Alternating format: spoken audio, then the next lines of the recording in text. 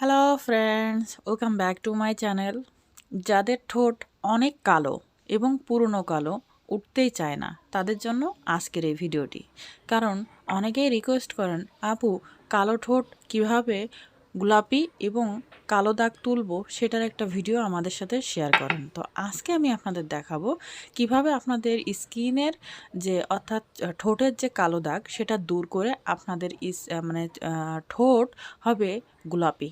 তো দেখতে পাচ্ছেন আমি কিন্তু হাতে লাগিয়ে দেখাচ্ছি যে কেমন একটা কালার আপনাদের ঠোঁটের আসবে। এটি রেগুলার ব্যবহার করলে আপনাদের ঠোঁট গোলাপি হয়ে যাবে। আর আমার চ্যানেলে নতুন হলে অবশ্যই আমার চ্যানেলটি সাবস্ক্রাইব করুন, পাশে থাকা বেল আইকনটি প্রেস করে দিন।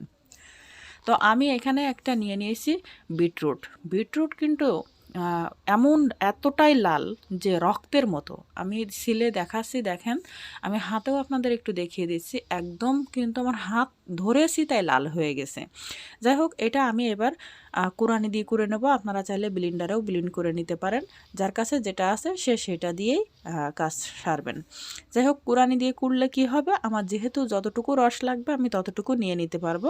ব্লেন্ডারে দিলেও হবে, জাস্ট আমি আমার প্রয়োজন মতন করে নিলাম। যাই হোক, আমি পুরাটাই আমি গ্রেড করে নিলাম এবং এবার এটার থেকে আমি রসটা বের করে নেব। রসটা বের করে একটু সেঁকে নেব, কারণ আমার দরকার রসটা। তো এখান থেকে রসটা আমি চিপে রস বের করে নেব। আর এরকম তথ্যপূর্ণ অনেক ভিডিও আমার চ্যানেলে আছে, চাইলে দেখে আসতে পারেন।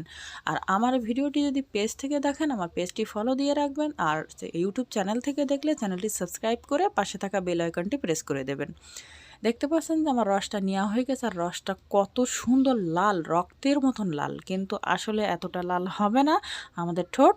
তাই সেহেতু আমি কিন্তু অবশ্যই আগের থেকে কথা দিতে পারছি না যে এতটা লাল হবে, তবে হালকা গোলাপি আপনার ঠোঁট হয়ে যাবে। তো চলুন রেডি করার জন্য কি কী নিলাম।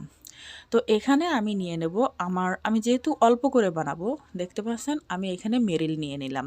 আপনাদের কাছে নিশ্চয়ই মেরিল থাকবে, আর মেরিলের পরিমাণ কম বেশি করে নিতে পারেন। আপনারা যে যতটুকু বানাবেন এটা কিন্তু সারা বছরই আপনারা ইউজ করতে পারেন।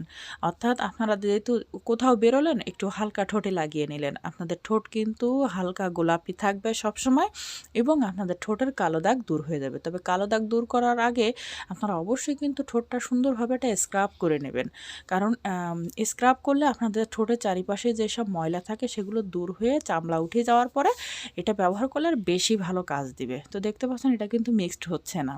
তো আমি এটা গরম পানিতে দিয়ে আমি মেরিলটা গলাবো। তো আমি গরম পানি করে নিয়ে আসছি একটা পাত্রে, আর তার উপরে রেখে দিয়েছি। দেখতে পাচ্ছেন যে মেরিলটা গলে একদম, কিন্তু আমি যেহেতু স্টিলের বাটি নিয়েছি, আপনারা কাঁচের বাটিও নিতে পারেন। দেখেন একটুখানি পরেই কিন্তু আমার পানিটা ঠান্ডা হতে শুরু করছে, আমার মেরিলটাও জমে যাওয়া শুরু করছে আস্তে আস্তে। তো আমি তাড়াতাড়ি করে একটা যাতে রাখবো সেটাতে তুলে নেব। তো আমি এটাতে তুলবো। তো দেখতে পাচ্ছেন যে আমার এটাতেই আমি রাখার মতন মনে করছি যে ঢাকনা আছে কৌটাটার। এবার আমি আপনাদের দেখেন আমার হাত কিন্তু খালি, আমি নরম থাকতে একটু লাগিয়ে দেখাচ্ছি। আর ভিডিওর শুরুতেই আপনারা নিশ্চয়ই দেখছেন যে এটা কিন্তু আধা ঘন্টা 1 ঘন্টা রেখে দিলে আপনাদের একদম মেরিলের মতন এঁটে যাবে। তো ভিডিওটি ভালো লাগলে অবশ্যই একটি লাইক দিবেন, চ্যানেলে নতুন হলে অবশ্যই চ্যানেলটি সাবস্ক্রাইব করবেন। সবাই ভালো থাকেন, আল্লাহ হাফেজ।